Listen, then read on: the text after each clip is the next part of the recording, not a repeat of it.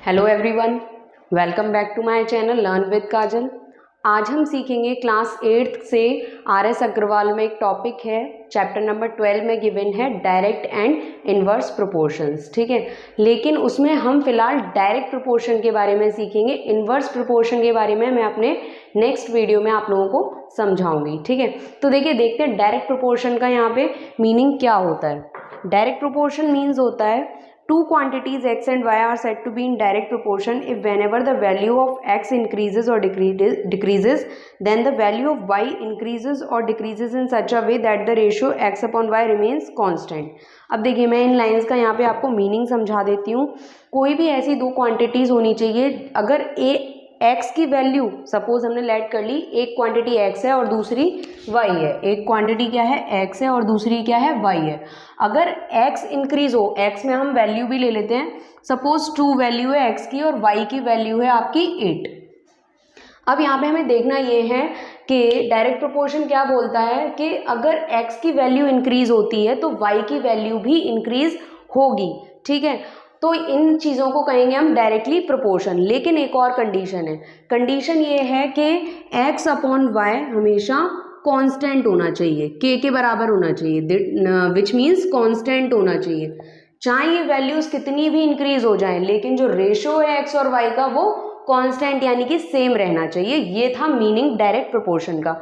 मैं आपको अब एग्जाम्पल्स के थ्रू करके बता देती हूँ। देखिए, इनवर्स प्रोपोर्शंस के बारे में हम अपने नेक्स्ट वीडियो में पढ़ेंगे। ये चैप्टर का नेम था, दैट्स वाई मैंने यहाँ पे मेंशन कर दिया।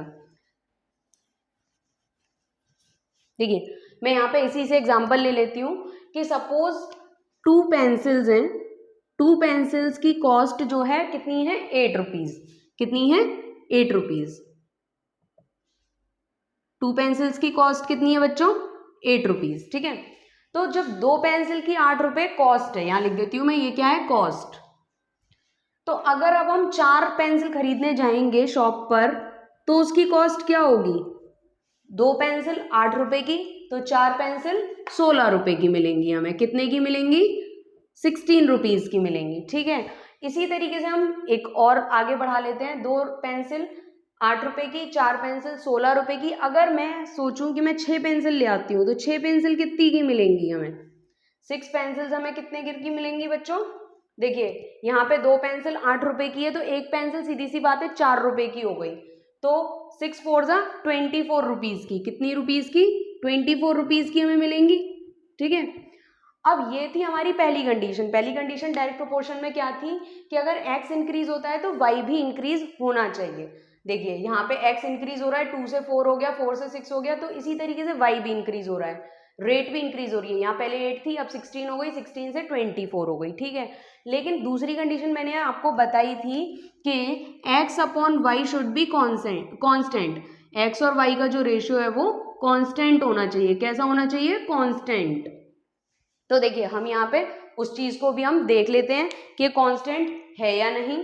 ठीक है, तो देखिए, जब हम यहाँ से करेंगे, इसको सॉल्व आउट करेंगे x अपॉन वाई को, तो सेम आना चाहिए। देखिए, यहाँ पे x क्या है, फर्स्ट सिचुएशन में x क्या है, 2 और 8। फर्स्ट सिचुएशन में x है 2 और y क्या है 8। 2 अपॉन 8 अगर हम करके देखेंगे x अपॉन वाई, यहाँ पे मैं लिख देती हूँ x upon Y is equal to 2 upon 8। तो इसको हम जब सॉल्व आउट करेंगे तो क्या आएगा, 2 1 जा 2, 2 4 जा 8, 1 अपॉन 4 आ रहा है। रेशियो क्या निकल के आ रहा है, 1 अपॉन 4। इसी तरीके से हम सेकंड कंडीशन में भी चेक कर लेते हैं क्या सेम रेशियो आ रहा है या नहीं आ रहा है। तो देखिए, यहाँ पे 4 है x की वैल्यू और यहाँ पे 16 है। 4 1 जा 4, 4 4 जा 16। अगेन हमें क्या निकल करके आया, रेशियो क्या मिला, 1:4। ठीक है, 1:4। अब थर्ड सिचुएशन में हम चेक कर लेते हैं, 6 अपॉन 24 निकल करके आया है। ठीक है, 6 अपॉन 24 है x और y की वैल्यू। इसको सॉल्व करेंगे तो 6 1 जा 6, 6 4 जा 24। अगेन हमें जो रेशियो मिला है वो क्या मिला है, 1:4। ठीक है, तो हम यहाँ देख सकते हैं कि एक्स वाई की वैल्यू सारी सिचुएशंस में, सारे कंडीशंस में क्या है, सेम है, कांस्टेंट है। सेम को हम कांस्टेंट भी बोल सकते हैं। तो हम ये कह सकते हैं कि जो ये आपको डेटा गिवन है वो डायरेक्टली प्रोपोर्शन में गिवन है। ठीक है, एक्स और वाई की जो वैल्यूज है वो डायरेक्ट प्रोपोर्शन में, ये दोनों क्वांटिटीज जो है डायरेक्टली प्रोपोर्शन है। जब एक बढ़ रहा है तो दूसरा भी बढ़ रहा है। फिर आगे अगर हम उसको बढ़ा रहे हैं तो वो नंबर भी इंक्रीज हो रहा है, उसकी कॉस्ट भी इंक्रीज हो रही है। ठीक है, बात समझ में आ गई। डायरेक्ट प्रोपोर्शन के ऊपर जो है हम अभी कुछ सॉल्यूशन भी करके देखेंगे, फिर मैं आपको कुछ क्वेश्चंस दूंगी जिनका आपको मुझे कमेंट सेक्शन में आंसर भी देना है। ठीक है, तो आपको बात समझ में आ गई ना कि जब पेंसिल बढ़ रही है तो कॉस्ट भी बढ़ गई। सीधी सी बात है, जब हम ज़्यादा पेंसिल लेके आएंगे तो दुकानदार हमसे ज़्यादा रुपए लेगा। ठीक है, लेकिन जब जो है रेशियो सेम रहता है तो हम उसको क्या बोलते हैं, डायरेक्टली प्रोपोर्शन। ठीक, अब हम चलिए एक सॉल्यूशन करके देख लेते हैं। इसको मैं रफ कर देती हूँ, आप चाहें तो इसको जो है स्क्रीनशॉट भी ले सकते हैं वीडियो को पॉज करके। ठीक,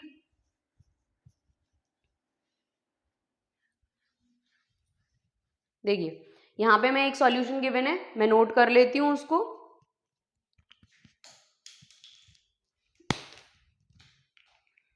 observe the tables given below and find whether X and Y are directly proportion. देखिए हमें एक टेबल गिवन है, टेबल में यहाँ पे बना लेती हूँ। Example number 1, x upon y is equal to 3/6। Table कुछ इस तरीके से बनी हुई है बुक में। 5/10, 7/14, 9/18 एंड 12/24। ठीक है स्टूडेंट्स, ये RS अग्रवाल की बुक है जिसमें से मैं आप सभी को पढ़ा रही हूँ। ठीक है, तो आप चाहें तो बुक ओपन करके देख सकते हैं, ये टेबल जो है बनी हुई है वहां पर। ठीक है, अब हमें इसमें चेक करना है, क्वेश्चन में गिवन है कि इस टेबल को ऑब्जर्व करें और ये देखें कि एक्स और वाई डायरेक्ट प्रोपोर्शन में है या नहीं। ठीक है, तो हम क्या करेंगे, चेक करेंगे। देखिए एक्स की वैल्यू यहाँ पे 3 है और वाई की वैल्यू यहाँ पे क्या है, फर्स्ट कंडीशन में 6 है। तो अगर हम इसको चेकआउट करें तो क्या निकल के आएगा, जो रेशियो निकल के आएगा वो क्या निकल के आएगा, 3 1 जा 3, 3 2 जा 6, 1/2 निकल के आ रहा है। ठीक है, अब हम सारी कंडीशंस में चेक करेंगे क्या सब में 1/2 आ रहा है। अगर सब कंडीशन में, हर कंडीशन में 1/2 आ रहा है तो हम ये कह सकते हैं कि टेबल जो है हमें डाटा गिवन है वो डायरेक्टली प्रोपोर्शन है।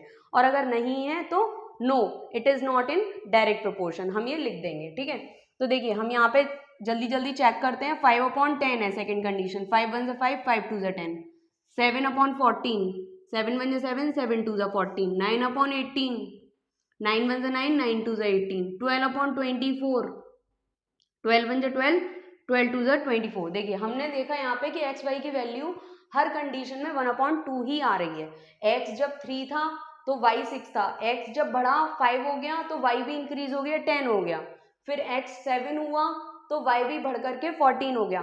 और जो इनके बीच का जो रेशियो है वो हमेशा हर सिचुएशन में 1/2 आ रहा है, विच मीन्स हम ये कह सकते हैं कि जो ये एक्स वाई की वैल्यूज हैं वो सारी डायरेक्टली प्रोपोर्शनल हैं। ठीक, सो हम यहाँ लिख देंगे yes x and y are the two quantities that are in directly proportion. Yes, x and y are the two quantities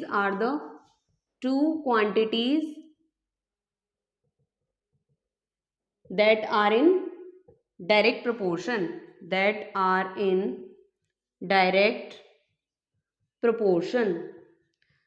ठीक है स्टूडेंट्स, ये था सोल्यूशन नंबर 1।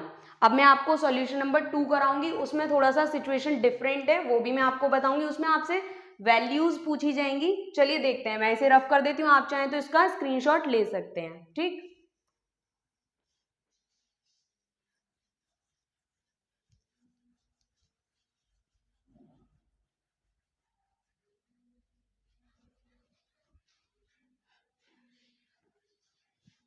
देखिए सेकंड सोल्यूशन क्या है, एग्जाम्पल नंबर 2। एग्जाम्पल 2 हम नोट कर लेते हैं फटाफट से। यहाँ पे पहले क्वेश्चन रीड कर लेते हैं। If x and Y are directly proportional find the values of x1, x2 and y1 in the table given below. हमें जो है यहाँ पे अगर ये दिया गया है कि अब ये हमें गिवन है कि x और y डायरेक्टली प्रोपोर्शनल है, क्वेश्चन में हमें बोल दिया गया है कि x एंड y की जो वैल्यूज हैं वो डायरेक्टली प्रोपोर्शनल है, हमें चेक करने की जरूरत नहीं है। एग्जाम्पल 1 में हमने चेक किया था कि डायरेक्ट प्रोपोर्शन में है या नहीं, लेकिन सोल्यूशन 2 में हमें ये ऑलरेडी बता रखा है कि जो x और y की वैल्यूज हैं वो डायरेक्टली प्रोपोर्शनल है।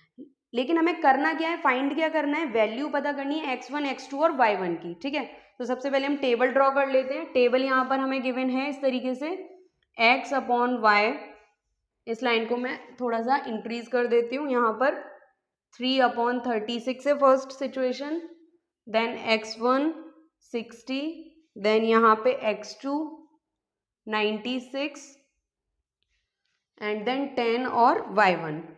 ठीक है स्टूडेंट्स, तो ये है वो टेबल। ठीक,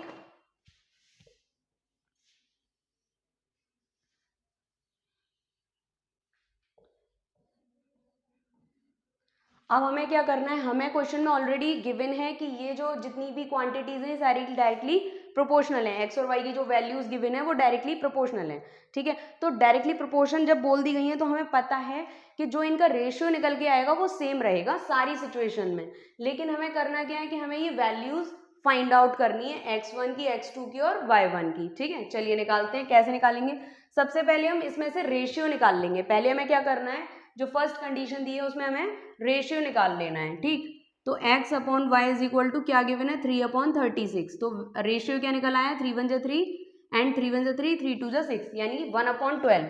ये क्या निकल करके आया है, 1/12 रेशियो है।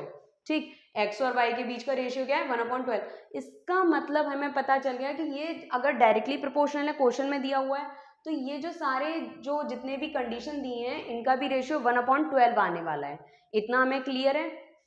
तो हम नेक्स्ट कंडीशन में हम क्या करेंगे कि इसको 1/12 के इक्वल ही रखेंगे। जब भाई सॉल्व करेंगे तो 1/12 भी तो आएगा। तो नेक्स्ट सिचुएशन में x1/60 इज इक्वल टू क्या आना चाहिए, 1/12। भाई यही तो आएगा जब हमें ये क्वेश्चन में गिवन है कि ये डायरेक्टली प्रोपोर्शनल है। ठीक, सारी कंडीशंस, तो हम इसको यानी कि इस रेशियो के बराबर रख सकते हैं, 1/12 के बराबर, जैसे कि हमने एग्जाम्पल 1 में किया था। एग्जाम्पल 1 में हमने चेक किया था, यहाँ हम सीधे लिख देंगे कि हाँ भाई ये 1/12 है। ठीक, लेकिन अभी हमारा फोकस कहाँ होना चाहिए, हमसे x1 की वैल्यू निकालने के लिए बोला जा रहा है, तो हमने इसको इसके इक्वल रख दिया। अब जैसा कि हम जानते हैं इसको सॉल्व करने के लिए हम क्या करेंगे, क्रॉस मल्टीप्लाई कर सकते हैं इस तरीके से। तो क्या आ जाएगी value, 12x1 is equal to 60 आ जाएगी। इस तरीके से हम लिख सकते हैं, x1 का मल्टीप्लाई 12 से किया तो 12x1 और 60 बन जा 60। ठीक है, तो x1 की वैल्यू में फाइंड आउट करनी है तो उसको अकेला छोड़ देंगे, और 12 जो मल्टीप्लिकेशन में गिवन है वो दूसरी साइड जाके ट्रांसपोजिशन होगा तो डिवाइड में आ जाएगा। ठीक है, x1 इज इक्वल टू 60/12 हो गया। अब 12 से हम जब इसको डिवाइड देंगे तो कितनी टाइम्स जाएगा, 12 5 जा 60। हमें x1 की वैल्यू क्या निकल करके आ गई, 5। x1 की वैल्यू हमारी क्या निकल करके आ गई, 5। यहाँ पे हम लिख देंगे x1 इज इक्वल टू 5 है। देखिए फर्स्ट वैल्यू हमने फाइंड आउट कर ली है, यहाँ पे मैं लिख देती हूँ साथ में x1 की वैल्यू क्या है, 5 है। ठीक है, सर्कल कर दिया मैंने। देन इसी तरीके से हम x2 की वैल्यू निकालेंगे। ठीक है, तो मैं यहाँ पे पहले रफ कर देती हूँ इसको, आप चाहें तो जल्दी जल्दी स्क्रीनशॉट लेते जाया कीजिए। जो भी चीज़ आपको लगता है कि हमें इंपॉर्टेंट है, हमें लिखनी चाहिए, तो लिखने की बजाय आप स्क्रीनशॉट ले लीजिए। ठीक है, और लिखना चाहें तो आप लिख भी सकते हैं। अब x2 की वैल्यू भी हम इसी तरीके से निकालेंगे, x2/96 इज इक्वल टू 1/12। हम इन सभी कंडीशन में इज इक्वल टू में 1/12 लिख लेंगे, रख लेंगे, क्योंकि जो रेशियो है वो सेम रहने वाला है। ठीक, तो देखिए again we will do the same process, 12 multiply x2 is equal to 96 बन जा 96। तो x2 की वैल्यू क्या आ गई, 96/12। तो 12 से जब हम इसे डिवाइड देंगे तो कितना आएगा, 12 8 जा 96 होते हैं, तो यानी कि x2 की वैल्यू क्या निकल आई, 8। यहाँ पे x2 की वैल्यू हमें पता चल गया क्या निकल करके आएगी, 8। ठीक है, इसी तरीके से हम y1 की वैल्यू निकाल लेंगे। कितना इजी काम है, देखिए सेम प्रोसेस फॉलो करनी है, बस एक बार सीखना है कि करना कैसे है, उसके बाद सेम प्रोसेस फॉलो करनी है। अब देखिए 10/y1 उल्टा मत कर देना, 10/y1 है तो 10/y1 ही लिखेंगे, then 1/12। Again we will do cross multiplication, so it will become y1 बन जा y1 इज इक्वल टू 10 का मल्टीप्लाई 12 से किया तो 120। मैंने डायरेक्ट मल्टीप्लाई कर दिया तो आंसर आ गया हमारा, y1 की वैल्यू क्या आ गई, 120। यहाँ पे वैल्यू क्या आई है, 120 यानी कि 120। ठीक है, आपने देखा हमने कितनी आसानी से सारी जो वैल्यूज हैं वो फाइंड आउट कर ली। बस सबसे पहले आपको करना क्या है कि जो पहली कंडीशन दी है उसमें से आपको रेशियो निकाल लेना है, फिर सारी सिचुएशंस में आप उस रेशियो को इक्वल में रख लेंगे and then you will solve that question, ठीक है। तो आपको सारी वैल्यूज मिलती जाएंगी। ये हो गए हमारे सॉल्यूशन नंबर 2 भी हो गया है। इसी तरीके से हम आगे भी एक और क्वेश्चन सॉल्व करेंगे, ठीक है। चलिए करते हैं, इसको मैं रफ कर देती हूँ। एग्जाम्पल नंबर 3 सॉल्व करेंगे। देखिए example 3 is, let me read it first. A car covers 432 km in 36 liters of petrol. How much distance would it cover in 25 liters of petrol? देखिए यहाँ पे ये गिवन है कि एक कार है जो 432 किलोमीटर चलती है 36 लीटर ऑफ पेट्रोल से। अगर हमने अपनी कार में 36 लीटर पेट्रोल डलवाया है तो वो कार कितनी आगे तक जाएगी? 432 किलोमीटर्स तक। अब इसमें पूछा क्या गया है कि how much distance would it cover in 25 litres of petrol. अगर मैं अपनी कार में 25 लीटर पेट्रोल डलवाती हूँ तो वो कितनी दूरी तक जाएगी? 36 लीटर्स में 432 किलोमीटर्स जाती है, तो 25 लीटर्स में कितने किलोमीटर्स तक जाएगी, ठीक है। तो हमें करना क्या है, यहाँ पे जो हमने लेट कर लिया फर्स्ट ऑफ ऑल कि लेट द डिस्टेंस बी, हमने मान लिया कि जो डिस्टेंस है वो कितने किलोमीटर जाएगी? x kilometres. 25 लीटर्स में कितने किलोमीटर जाएगी? x किलोमीटर्स, ठीक है। हम पहले की तरह क्या करेंगे, इसको एक टेबल में जो है कन्वर्ट कर लेंगे, जितना भी रॉ डेटा हमारे पास है अभी, ठीक है। तो देखिए यहाँ पे हमने लिख लिया पेट्रोल, क्वांटिटी ऑफ पेट्रोल लिख लीजिए, बुक में क्वांटिटी ऑफ पेट्रोल लिखा हुआ है, मैंने सीधे पेट्रोल लिख दिया। Petrol upon distance, upon distance, ठीक। और 36 लीटर पेट्रोल में जो है कितना दूर तक जा रही थी गाड़ी? 432 तक। अब कितने लीटर पेट्रोल है हमारे पास? उन्होंने condition the 25 litres of petrol में कितनी दूर जाएगी? कितनी दूर हमने यहाँ डिस्टेंस लेट की है? x किलोमीटर जाएगी, ठीक है। तो इस तरीके से हमने क्या बना लिया, एक ये टेबल बना ली, जो हमारे पास डेटा गिवन था उसे हमने टेबुलर फॉर्म में कन्वर्ट कर लिया, ठीक। आपको ध्यान इतना रखना है बस कि पेट्रोल के सामने पेट्रोल आना चाहिए टेबल बनाते टाइम, और डिस्टेंस के सामने डिस्टेंस आनी चाहिए। अगर आपने ऊपर नीचे कर दिया तो आपका आंसर रॉन्ग हो जाएगा। यहाँ तो आपको एग्जाम्पल में जो है आपने टेबल खुद से यहाँ पे गिवन है तो देख के भी आप बुक से बना लोगे, लेकिन जब आप क्वेश्चंस में इस टाइप का रॉ डेटा आएगा तो आपको जब आप टेबल बनाएंगे तो इस बात का खास ध्यान रखना है कि जो क्वांटिटी आप ले रहे हैं, जो भी चीज आप ले रहे हैं x की वैल्यू, तो वो x की वैल्यू यहाँ पे सेम होनी चाहिए और y और x में कन्वर्ट नहीं होना चाहिए। अगर पेट्रोल की बात हो रही है तो पेट्रोल ऊपर आएंगे दोनों कंडीशन में, और डिस्टेंस की बात हो रही है तो दोनों कंडीशन में डिस्टेंस नीचे आएंगे, 2 3 जितनी भी कंडीशन है उतनी में, ठीक है। तो चलिए अब हम सॉल्व करते हैं। हमें x की वैल्यू निकालनी है, बहुत ईजी है, जैसा कि हमने अभी प्रीवियस क्वेश्चन में किया था एग्जाम्पल 2 में, एग्जैक्टली हम वैसे ही इसको सॉल्व करेंगे। फर्स्ट ऑफ ऑल हम फर्स्ट कंडीशन से रेशियो निकाल लेंगे फटाफट से, 36 अपॉन 432, इसको हम सॉल्व आउट करेंगे तो क्या आएगा? देखिए 36 से मैंने डायरेक्ट इसको डिवाइड दिया, कितना है? 36 बन जा 36, 36 बन जा 36, बचे आपके ये यहाँ पे बचेंगे 4 और 3 7, 72 हो जाएगा। 72 में कितनी टाइम्स जाता है? 2 टाइम्स। ये जो रेशियो निकल के आ रहा है ये 1/12 आ रहा है, ठीक है। ये कोइंसिडेंट की बात है, प्रीवियस क्वेश्चन से मैच कर रहा है, अदरवाइज कुछ और भी आ सकता है, ठीक है। तो रेशियो 1/12 आ रहा है, तो हमें क्या करना है, इसको भी उसके इक्वली रखना होगा, क्योंकि भाई जो पेट्रोल है वो डिस्टेंस, अगर 1 लीटर पेट्रोल में अगर मान लीजिए गाड़ी 1 किलोमीटर जा रही है तो 2 लीटर पेट्रोल में भी 2 किलोमीटर जाएगी, 3 लीटर पेट्रोल में 3 किलोमीटर जाएगी, ऐसा तो नहीं है कुछ चेंज हो जाएगा। तो यानी कि जो रेशियो है वो तो सेम रहेगा, x बढ़ेगा उतना ही y बढ़ेगा।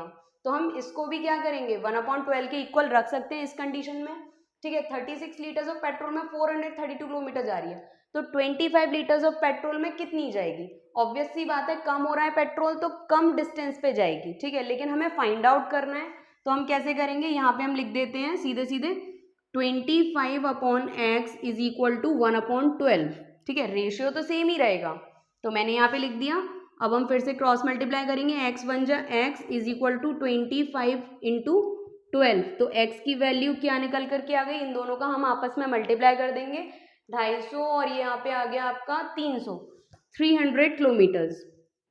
आंसर क्या निकल करके आया, x की वैल्यू आ गई 300 किलोमीटर्स, 300, ये आ गया आपका आंसर, ठीक है। बात समझ में आई कि 36 लीटर्स ऑफ पेट्रोल में 432 किलोमीटर जाएगी गाड़ी, और 25 लीटर्स ऑफ पेट्रोल में कितना डिस्टेंस पर जाएगी, 300 किलोमीटर्स के डिस्टेंस पर जाएगी। देखिए यहाँ जब पेट्रोल कम हुआ तो यहाँ पे डिस्टेंस भी कम हो गई, तो इस सिचुएशन को हम बोलते हैं डायरेक्टली प्रोपोर्शनल। ठीक है, मैंने आज आपको यहाँ पे 3 सॉल्यूशंस करा दिए हैं।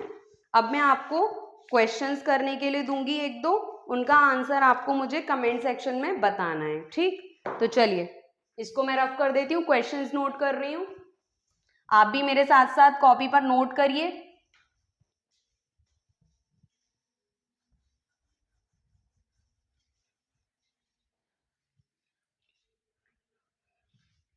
देखिए question number 1,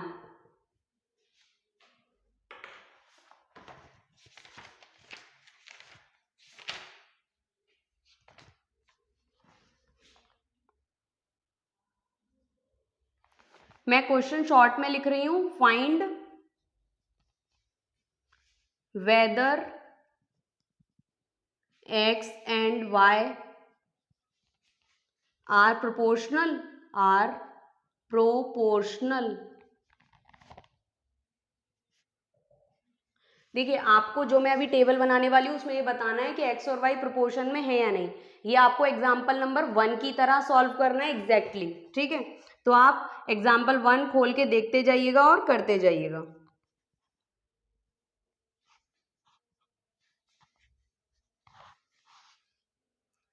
three upon 9 first condition, then 5 upon 15, then 8 upon 24, then 11 upon 33, then 26 upon 78। ये हो गया आपका फर्स्ट क्वेश्चन। इसको आपको सॉल्व करके मुझे कमेंट सेक्शन में बताना है कि यस और नो। आंसर आपको यस और नो में देना है, क्योंकि यहाँ पे पूछा गया क्या एक्स और वाई प्रोपोर्शन में है, तो अगर यस है तो आप यस करिए, और नहीं है, अगर इन सबके रेशियोज मैच कर जाएं, एक्स और वाई के जो हर कंडीशन में रेशियो आप चेक करेंगे मैच कर जाते हैं, तो आप कहेंगे yes these quantities are in proportion. और अगर नहीं है, कोई भी एक सिंगल अगर नहीं भी मैच करी है, सारी मैच करी है, लेकिन अगर एक सपोज सिंगल कंडीशन भी अगर मैच नहीं करती है, तो आप लिख देंगे no these are not in proportion. ठीक है, इसी तरीके से इस क्वेश्चन को सॉल्व कीजिएगा। और मैं एक और क्वेश्चन आपको दे देती हूँ, सेकेंड पार्ट इसी चीज का, which is x upon y 2.5 upon 10, 4 upon 16, then 7.5 upon 30, then 10 upon 40, and at last 14 upon 42। ठीक है,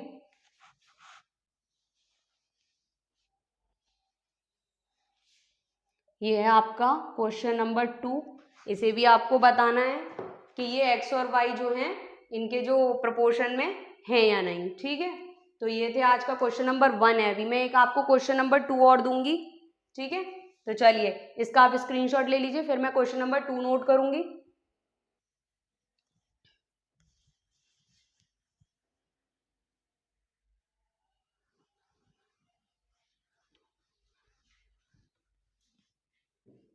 देखिए क्वेश्चन नंबर 2, अरे ये तो रह ही गया।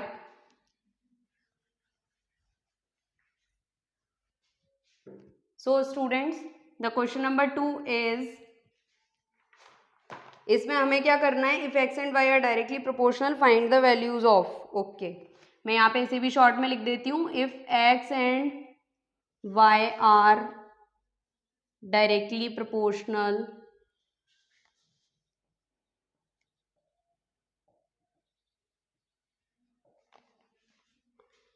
find the values of